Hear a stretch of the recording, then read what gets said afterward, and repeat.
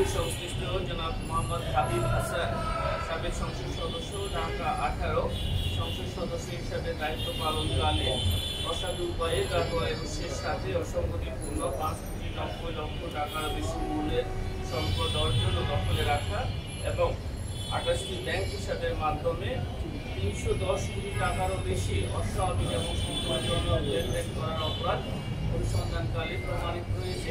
এই কারণে তার বিরুদ্ধে দুর্নীতি দমন কমিশন আইন 2004, মানি লন্ডারিং প্রতিরোধ 2012 এবং দুর্নীতি প্রতিরোধ 1997 সংশ্লিষ্ট ধারায় একটি মামলা রুজু হয়েছে।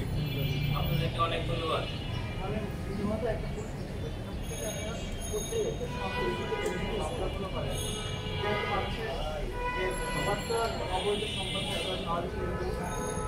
টাকার গুরুত্ব না জেনে এই মামলাগুলো আদালতের ঠিকানো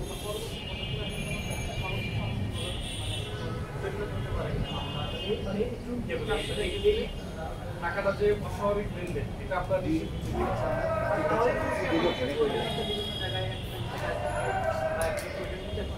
তদন্তকারী কর্মকর্তা যারা এই মামলাটি তদন্ত করবেন তারা নিশ্চয়ই জানেন তা অস্বাভাবিক লেনদেন স্বাভাবিক লেনদেন।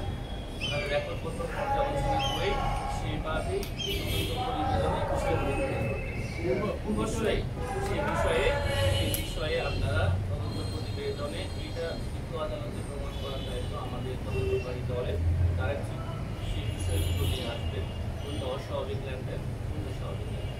যেগুলি অস্বাভাবিক লেনদেন সেগুলি এখানে দেবেন।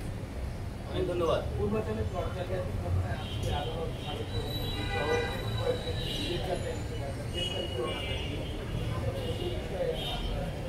যেহেতু বিজ্ঞ আদালতে মামলাটি বিচারাধীন রয়েছে, পরবর্তী যেই বিচারিক কার্যক্রম সংক্রান্তে যা যা প্রয়োজনীয় হবে সেগুলি বিজ্ঞ আদালতের নির্দেশনা অনুযায়ী হবে। যে গ্রেপ্তারি করোনা ইস্যু হয়েছে এটা জামিনের জন্য নিশ্চয়ই পুলিশ বিভাগ এবং যাদেরকে আদালত দায়িত্ব দিতে জারি করার তামিল করার জন্য করোনা তামিল করার জন্য যেই সংস্থাকে দায়িত্ব দিবে তারা তামিল করে একটা প্রতিবেদন বিজ্ঞ আদালতে দাখিল করবে। সেই প্রেক্ষিতে পরবর্তী কার্যক্রম এই যে পরিবারের বিভিন্ন সম্পদ পর্যায়ে যে মামলা সব সম্পদগুলো জব্দের আদেশ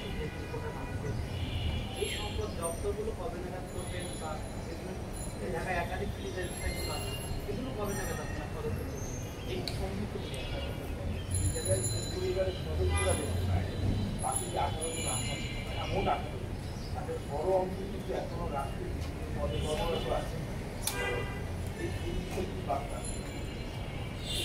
যেহেতু বিষয়টি এখন বিজ্ঞ আদালতের বিচারাধীন রয়েছে, সুতরাং কি করতে হবে বিজ্ঞ আদালত এই বিষয়ে সুনির্দিষ্ট নির্দেশনা দেবে। সে অনুযায়ী আমাদের যে আইনকারী সংস্থা, দমন কমিশন এবং অন্যান্য পুলিশ তারা এই বিষয়ে আগামী পরবর্তী কার্যক্রম করবে।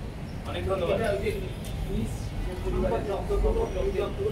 আজকে পর্যন্ত থাকুক, আপনাদেরকে আরো তথ্য যদি দেওয়ার প্রয়োজন হয় ইনশাআল্লাহ আবার দেওয়া হবে।